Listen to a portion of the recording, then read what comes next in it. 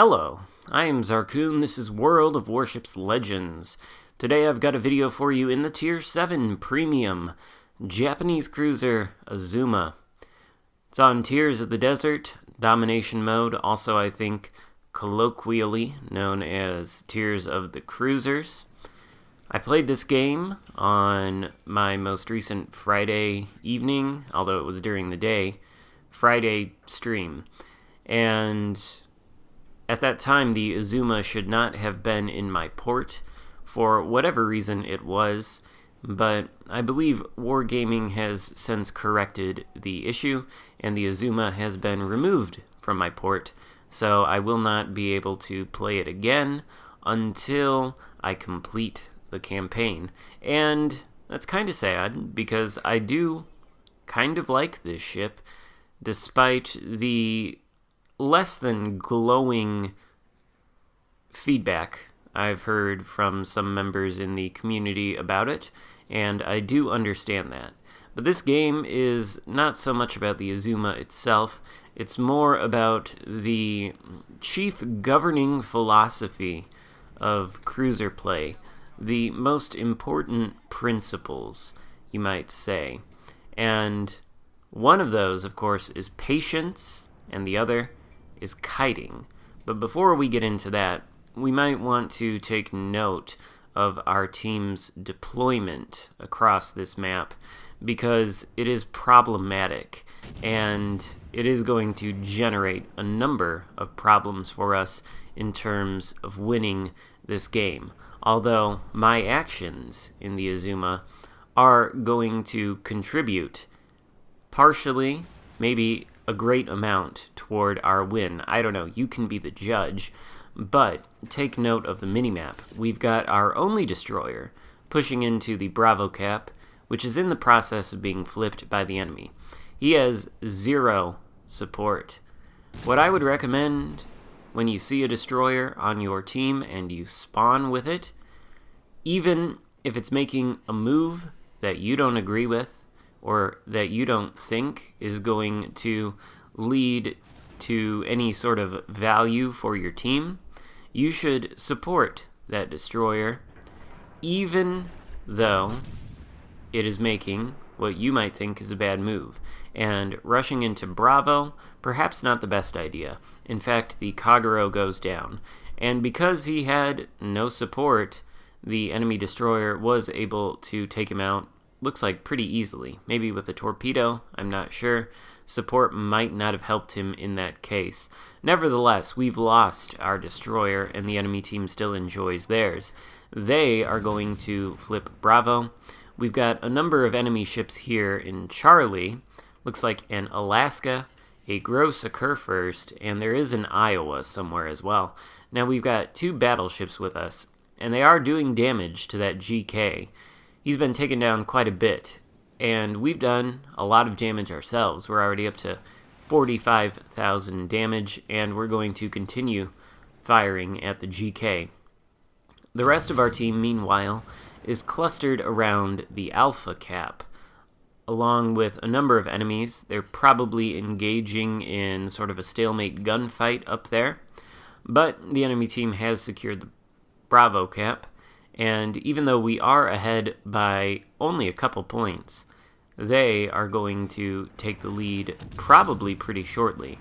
Firing on this GK now, this is going to be the killing blow, and he goes down for our first kill of the game. That still leaves a full health Iowa and an Alaska versus our last remaining friendly battleship on this flank. Now, this entire time, we've been pointed away from the enemies. We are now using this opportunity, as we are unspotted, to make a turn, get a little closer, and then we are going to point ourselves away from them once more, as soon as we get close enough to reliably land hits on them. They look like they are going to be able to take that Charlie cap, so long as they take out the battleship, who looks like he's in trouble, given that he has torpedoes being sent his way by the enemy destroyer, which is clearly moved out of Bravo, and is coming to reinforce this Charlie Cap. Looks like he is able to dodge quite a few torpedoes. Not sure if he took any there or not, but by this point, he's got to be on pretty low health.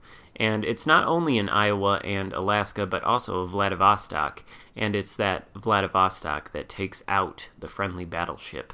That just leaves me here on this flank. And the situation, not looking great. We've got the enemy basically having complete control over this side of the map, with an Alaska, an Iowa, a Vladivostok, and a destroyer in the area. And then we've got the rest of our team inside the Alpha Cap. They are flipping it, versus maybe 2 battleships up there in the very far north corner of the map. Those battleships just need to hold out for the rest of the enemy team here to get over into a position to get a crossfire on our teammates in Alpha. My goal is to slow them down. You can see that the Iowa and the Vladivostok are already heading in that direction. The Alaska is taking a different route for whatever reason. Maybe he's trying to find me. But now, after I've been spotted shooting at the Iowa, he is changing course to deal with me. Now, he does hit me there for minimal damage, and I am unspotted. So I am biding my time here.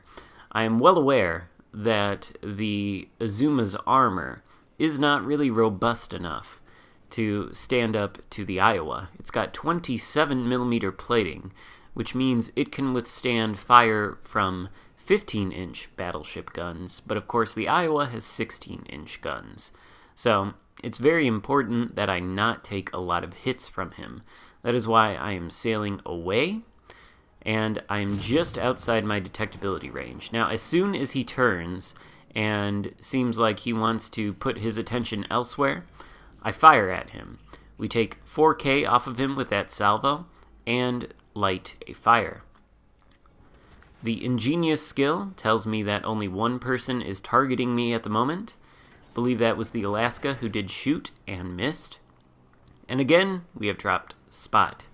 So now the Iowa is, instead of taking the direction toward the Alpha Cap, sailing toward me. This is the great effect of kiting. If I were not here, if I were dead, if I had just charged in and sunk, then there would be nobody here on this flank to mess with the progress of these enemies. But my being here is tying up both this Iowa and, I assume, this Alaska, who are trying to pursue me. Meanwhile, my team has secured Alpha, and they are going toward Bravo. We've got quite the hill to climb in terms of points, although we are ahead on ship count, and I'm the only ship here, so that means there are 5 friendly ships in the area between Alpha and Bravo, versus 3 enemy ships, because the Iowa and the Alaska are over here dealing with me. Now I'm continuing to lay down fire on this Iowa. Notice I am still pointed away from him, and he's starting to take shots from some teammates across the map, which is very good. He's having to turn to angle at them, and he is still fully focused on trying to kill me. There we get a double fire with that salvo, and the Iowa he's looking a little bit worse for wear, considering switching fire to the Alaska, but he's about to sail out of our range. We go dark once more as the Iowa shoots at us, and that time the salvo does hit us for a pretty catastrophic result. It removes one of our turrets permanently from play, which is definitely not a good thing. We've now got one of our 3 hands tied behind our back, so to speak. We shoot armor piercing at the broadside of the Iowa. The results are fine, but they probably would have been a little bit better had we still had that 3rd turret. Nevertheless, we are able to acquire the Witherer Award from burning down that Iowa, and he is on pretty low health right now. I believe Nope, our fire is not still burning. So we've switched back to the high explosive, kind of playing a dangerous game here, turning broadside, but not quite so dangerous as it looks. That's one of the values of the Ingenious perk. We were not being targeted as we made that turn. It looks like the Iowa has essentially given up on us. He's shooting at our teammates across the map there. We get 2 more fires on him, which he promptly extinguishes. He is now targeting us. I believe he's probably pretty irritated with the extended campaign of harassment that we've unleashed on him throughout the entirety of this game. Our teammates take down the enemy Vladivostok, and the Iowa right there looks like he's aiming at our teammates. We are going to open fire just as soon as we possibly can. We're not really in an ideal position here because we are facing toward the Iowa, who has kicked it into reverse. Honestly, not quite so sure why I'm biding my time here. The Iowa is shooting at a friendly cruiser, I think, that is directly in front of him, and I don't really want him to do that. So we hit him really hard there for an excellent high explosive salvo, 6,000, light of fire, he can't put that out, and it's going to be lights out for the Iowa now. We get the Arsonist medal and our second kill of the game. We've done 131,000 damage, and now there are only 2 enemy ships left, one of which is the destroyer. We are still ahead on points, so we are going to have to kill this destroyer and this last remaining enemy ship, which I can't really tell what it is. The screen is so small. I think it's a battleship. We're going to have to kill these last 2 guys in order to win. And by all indications, it seems like the enemy destroyer must be near the Bravo cap, given that it was being contested. It might have even been flipped by our allies, but it is now red again, and we saw torpedoes in that direction.